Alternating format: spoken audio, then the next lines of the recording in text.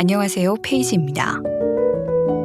오늘 여러분들에게 소개해드릴 이야기는 불투명한 미래에 대한 두려움과 또 서툰 열정을 현명하게 다스릴 수 있도록 소중한 인생 비결을 담은 엄마가 딸에게 해주고 싶은 말이라는 책입니다. 어른이 된다는 것은 무엇일까요? 사람들 대부분이 어쩌다 어른이 되다 보니 그 미지의 세계는 항상 두려움과 불안의 세계일 수밖에 없다고 말합니다.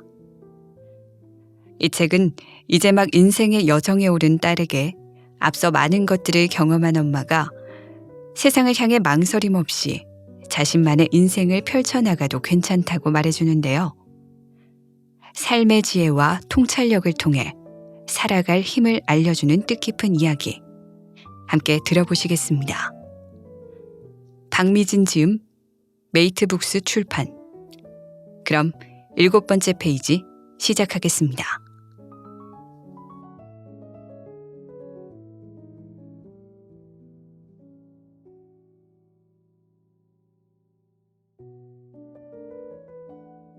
오늘 울적하다면 자신과 긍정의 대화를 나눠보자. 당신이 하루에 가장 많은 대화를 나누는 사람은 누구인가?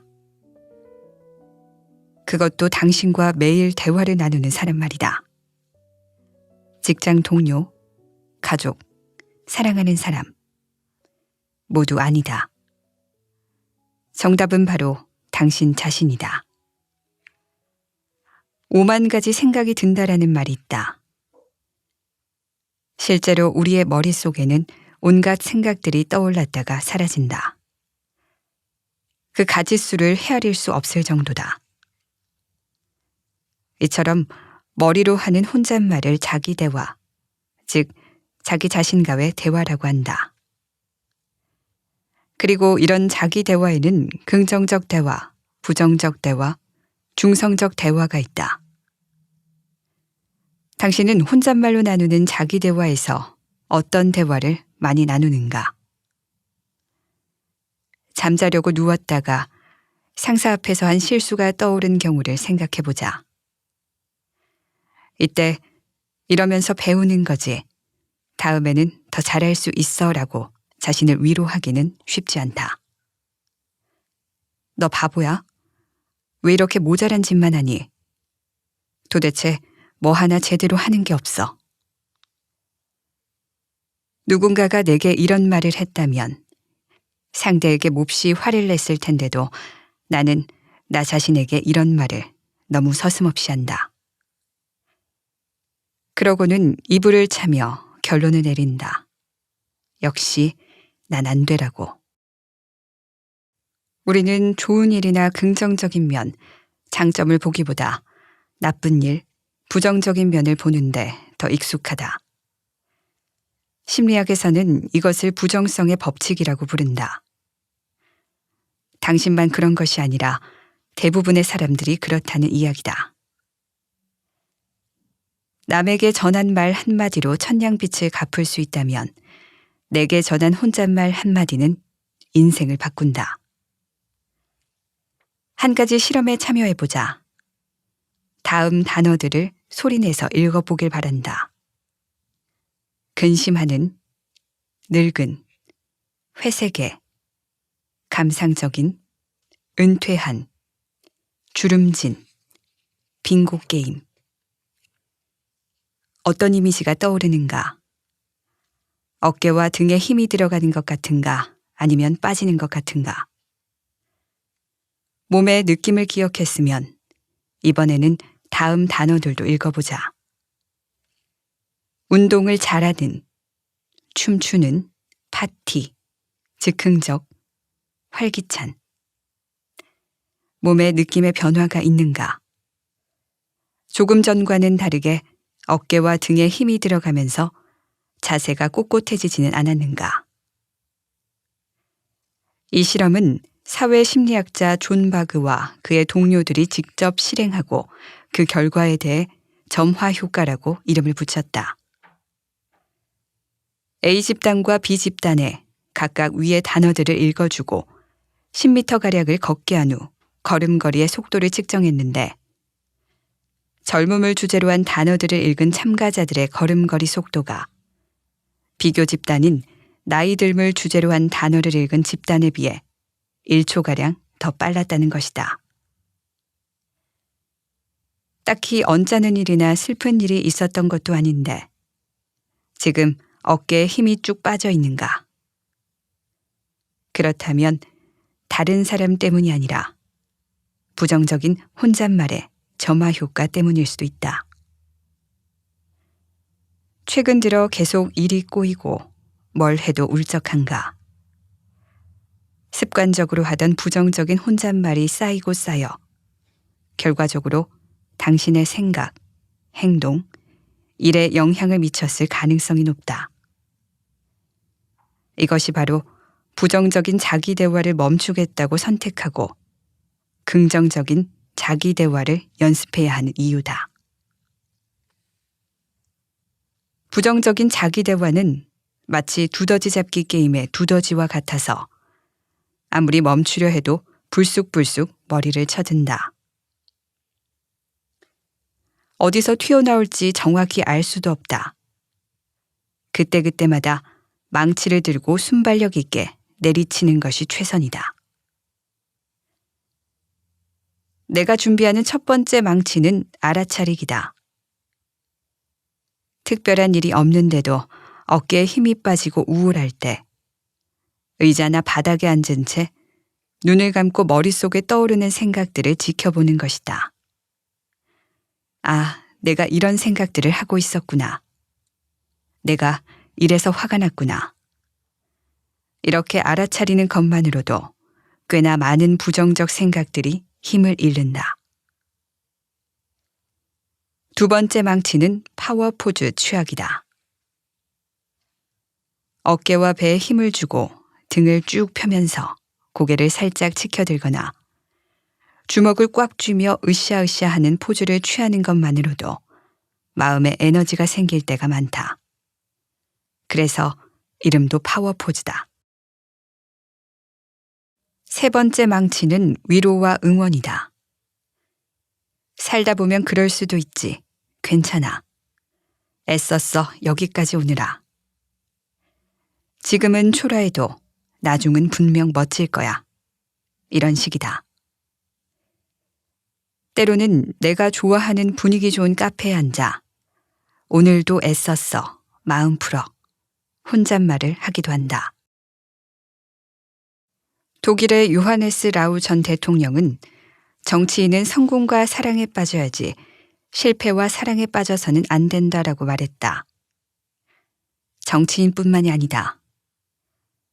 스스로의 주인인 우리도 성공과 사랑에 빠져야 한다. 그 방법 가운데 하나가 자신과의 긍정적 대화다.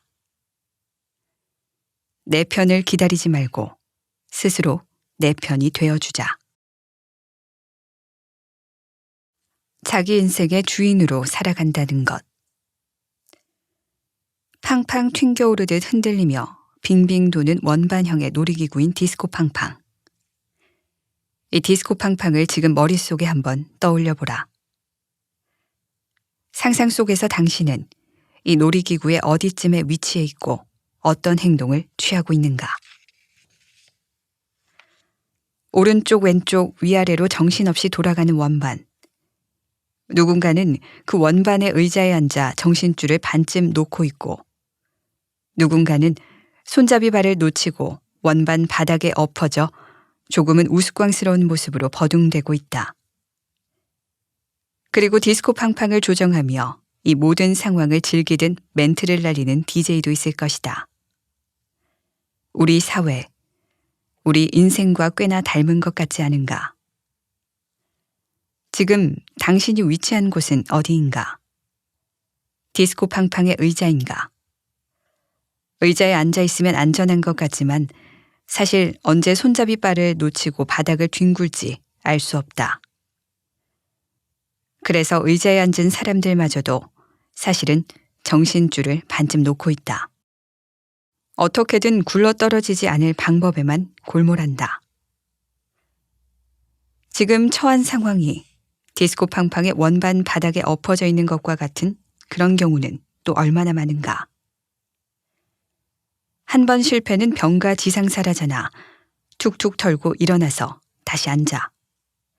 노력하면 얼마든지 할 수 있어. 이런 조언을 들을 때면 인상이 절로 찌푸려진다. 누군들 일어나서 의자에 앉고 싶지 않겠는가. 다만 제멋대로 튕기고 정신없이 흔들리는 원반 위에서 의자에 앉는다는 게 결코 쉽지 않을 뿐이지. 그런데 만약 내가 의자가 아니라 디스코 팡팡을 조작하는 DJ석에 앉아 있다면 어떨까? 나의 디스코 팡팡 위에 올라와 있는 것은 내 주변의 여러 사람들, 상황, 그리고 일, 꿈, 처해진 환경 등이다. 이것들을 내 멋대로 내가 원하는 대로 흔들고 돌릴 수 있다면 어떨까? 누구의 인생도 아니고 내 인생이다. 그럼에도 우리는 이렇게 말하는 데 익숙하다. 직장 상사 때문에 너무 스트레스 받아서 아무것도 할 수가 없어요. 공무원 시험을 준비하고 있는데 솔직히 공부에 집중하지 못할 때가 많아요. 집안 상황도 계속 저를 힘들게 하고 도움을 청하는 친구들도 주변에 많아서 매몰차게 굴 수도 없어요. 제 사업을 하는 것이 꿈이지만 그것도 자본금이 있어야 가능한 일이죠. 부모 도움을 받아서 사업하는 친구들을 보면 솔직히 속상해요.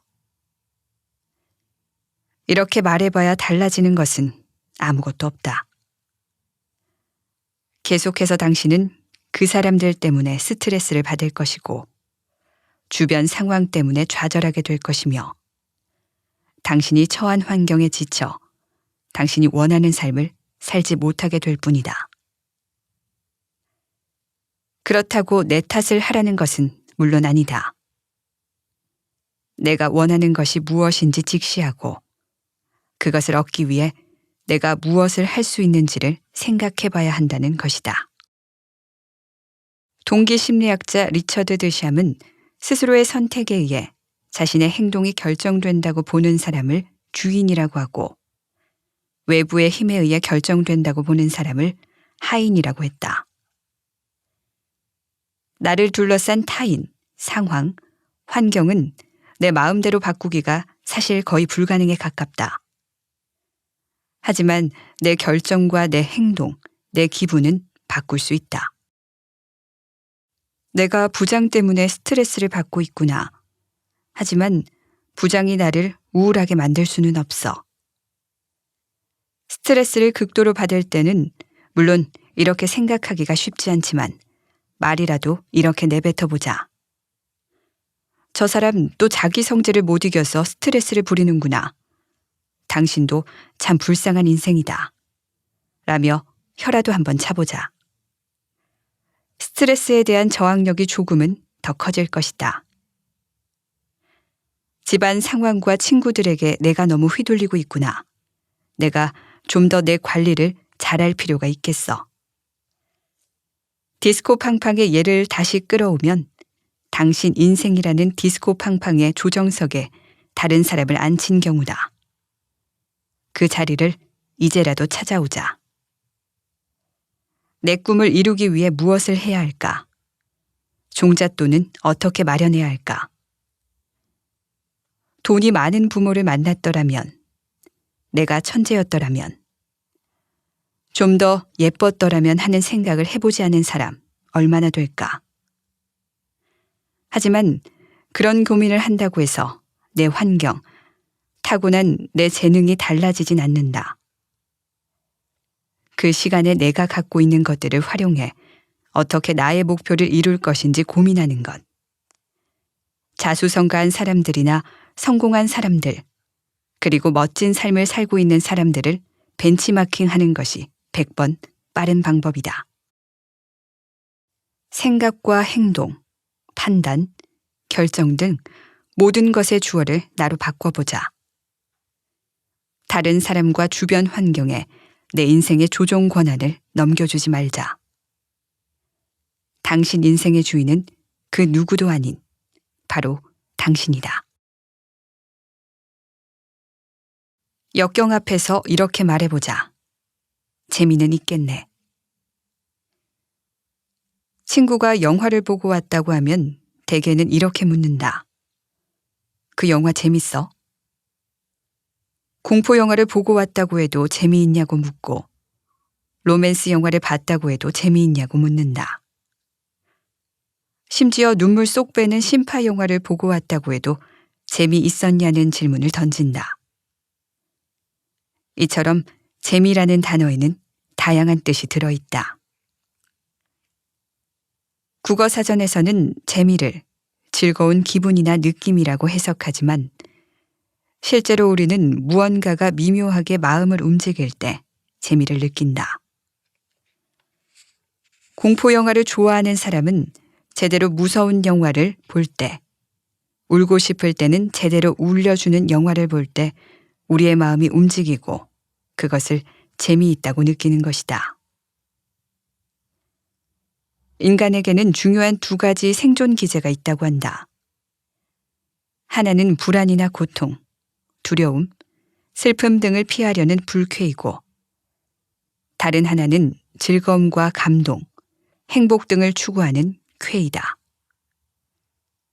하지만 앞서 공포영화나 심파영화에서도 알 수 있듯이 쾌와 불쾌가 반드시 반대되는 것은 아니다. 우리는 얼마든지 불쾌 속에서 쾌를 느낄 수 있다. 히말라야 봉우리 촐라체에서 있었던 조난기를 담아낸 박범신 작가의 소설 촐라체의 실제 주인공인 박정원 대장은 2005년에 일어난 그 조난 사고로 인해 손가락 8개, 발가락 2개를 절단했다. 그런 그가 2017년에 다시 히말라야 빙벽을 향하면서 어느 인터뷰에서 이렇게 말했다. 등산에서 가장 큰 행복을 느낀다는 것을 깨달았습니다. 그렇게 아팠던 그 시간들이 가장 귀중한 시간이었고 새로운 에너지를 발휘할 수 있는 침묵의 시간이었습니다. 박정원 대장의 사례는 불쾌에서도 쾌를 느끼는 극단의 예라고 할 만하다. 불쾌한 상황이었지만 결국 좋은 결과를 얻을 때 더 큰 재미를 느끼는 경우도 허다하다. 잠을 쫓아가며 시험 공부를 한 덕에 좋은 성적을 받게 됐을 때, 힘들게 일한 덕분에 회사에서 상사로부터 인정을 받게 됐을 때, 레이스에서 꼴찌로 달렸지만 끝까지 포기하지 않았기에 관중들로부터 열렬한 박수를 받았을 때 등 그 예는 수없이 많다. 심지어는 실패에서도 쾌를 느낄 수 있다. 결과와 상관없이 최선을 다했다는 자기 만족감 또한 쾌의 한 감정이기 때문이다. 역경 속에서도 불쾌한 상황 속에서도 내 앞으로 가로막는 장애물 앞에서도 우리는 얼마든지 재미를 찾을 수 있다.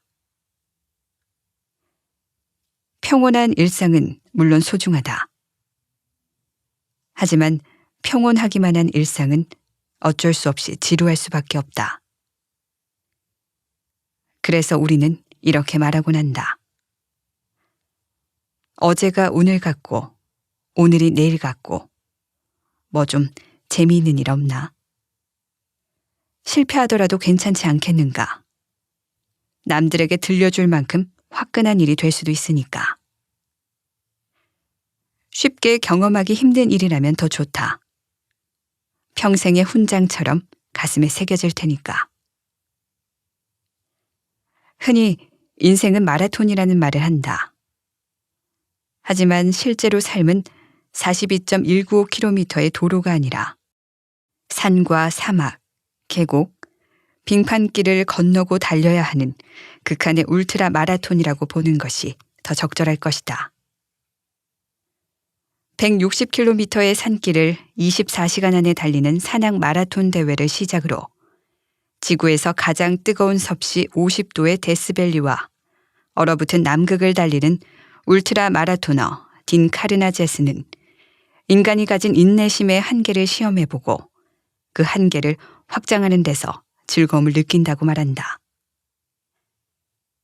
우리도 인생의 울트라 마라톤맨이 되어 그 즐거움을 느껴보자. 경제적이든 시간적이든 육체적이든 시련과 위험 부담을 이왕이면 당당하게 감당해보자.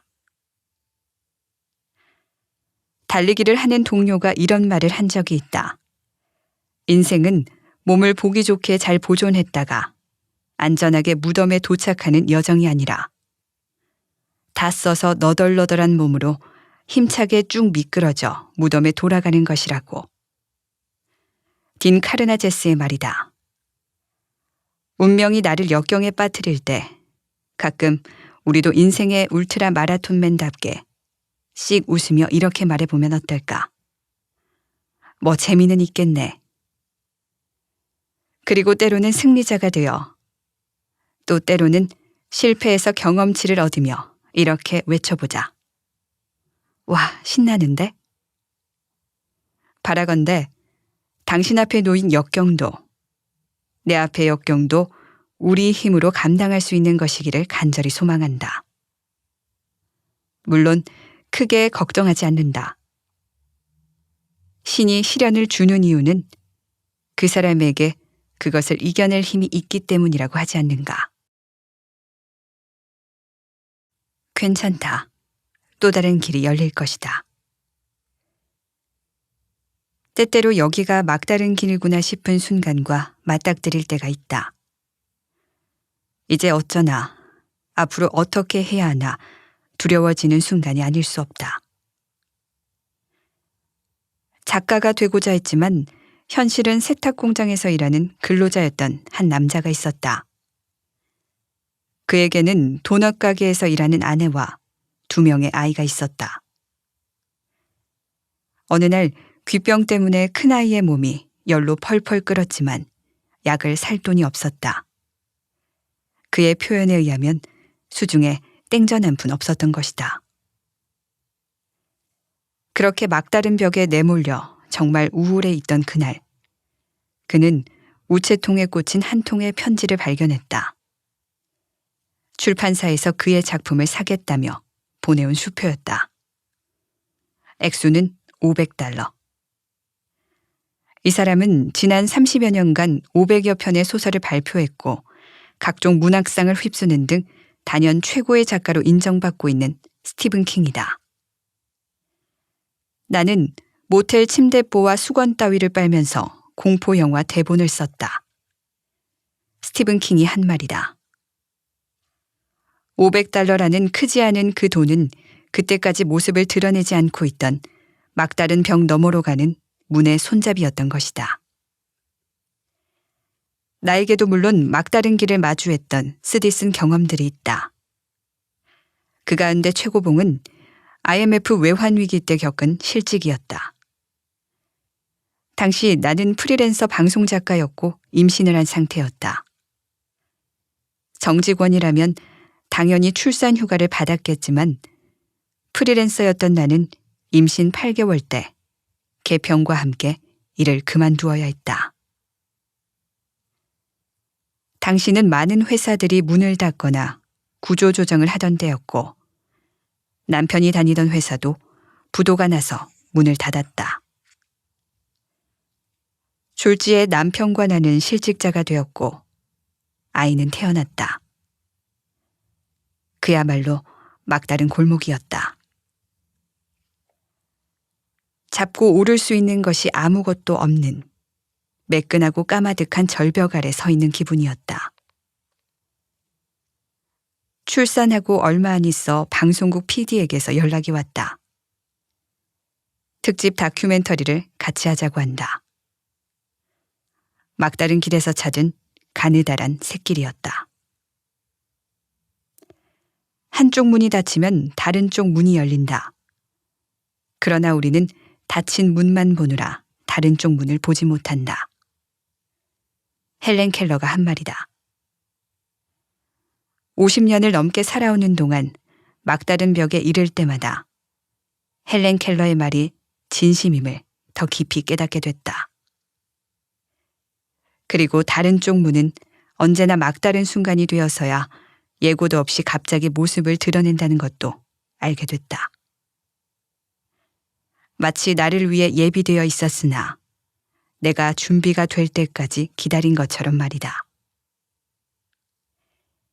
이때 필요한 준비란 어떻게든 이 상황을 극복하겠다는 절실한 바람.